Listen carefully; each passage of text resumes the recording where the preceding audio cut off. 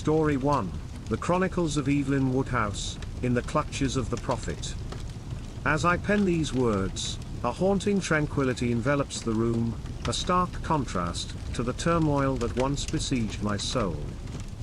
I am Evelyn Woodhouse, and mine is a tale of unwonted tribulations within the walls of the Sanctuary of Divine Providence, a secluded commune ensconced in the verdant hills of Meridian Valley. The patriarch, a man revered as the prophet Nathaniel Hawthorne, shepherded us, his devoted acolytes, with an iron grip cloaked in divine rhetoric. From a tender age, the world I knew was confined within the bounds of the commune. Our days were governed by the strictures of the prophet, a doctrine that dictated every facet of our lives. As a daughter of the sanctuary, I was schooled in the ways of our faith, a faith that espoused the sanctity of celestial unions, the practice of plural marriage sanctified by the prophet himself. The fateful turn of events commenced as I neared the cusp of my 15th year. The prophet, in his purported communion with the Almighty, decreed that I was to be wedded to my cousin, Edward, a man of 20 summers. The announcement was received with pious applause by the congregation, but within me, it kindled a tempest of dissent. The nuptials, draped in the solemnity of our faith, were a spectacle of surreal obedience. I, clad in a gown of modest lace, my countenance a mask of stoic resignation, was led to the altar where Edward awaited. The prophet, with his sonorous voice, bound us in holy matrimony, his words echoing the irrevocable change in my destiny. The days that followed were a blur of despondence. Edward, emboldened by the prophet's blessing, sought to assert his conjugal rights with an unyielding fervor. My pleas for clemency, directed at the prophet, were met with stern admonitions. I was reminded time and again of my sacred duty, a duty that bound me to Edward as his unwavering consort. The sanctuary, once a haven of spiritual solace, morphed into a gilded cage. The teachings of our faith, which I had imbibed since infancy, now seemed a labyrinthine web of manipulation. Edward, whom I had known as a kindred spirit in our childhood, had become a stranger, his actions mirroring the dogma he so devoutly espoused. In the seclusion of my chamber, I often pondered the fate that had befallen me. Was this the divine will, or the machinations of a man who wielded religion as a scepter of control? The answers eluded me, shrouded in the enigmatic visage of the prophet.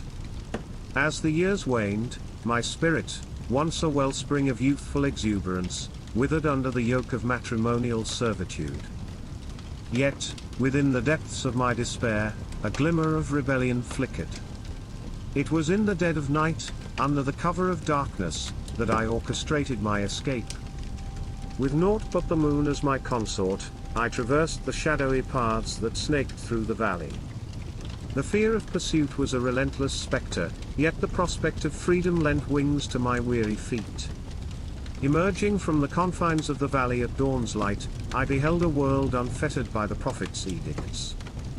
It was a world of boundless possibilities, a stark antithesis to the cloistered life I had known. In the years that ensued, I found solace in the embrace of the wider world. My story, once whispered in hushed tones within the sanctuary, now resonated as a clarion call to those ensnared in similar plights. I became an emissary of hope, my narrative a testament to the resilience of the human spirit in the face of doctrinal tyranny. As I reflect upon my journey, I am reminded of the indomitable will that resides within each of us, a will that can triumph over the darkest of despairs. I am Evelyn Woodhouse, and this is my chronicle, a tale of emancipation from the clutches of the prophet. Story 2, Escape from Shadows, a journey beyond the Children of God cult. Growing up within the walls of the Children of God cult was a journey marked by contrasts. On one side, there were the rolling hills of the Italian countryside, a picturesque setting that held the promise of a peaceful life. On the other, there was the harsh reality of a world governed by distorted doctrines and manipulative practices. This was the world I was born into, a world where innocence was overshadowed by the looming presence of a misguided prophet, and his twisted teachings. As a child, I remember feeling different from the others around me. While the cult preached a doctrine of free love, something about it felt inherently wrong. My father, who ran the Italian chapter, and my family lived in what seemed like a communal utopia.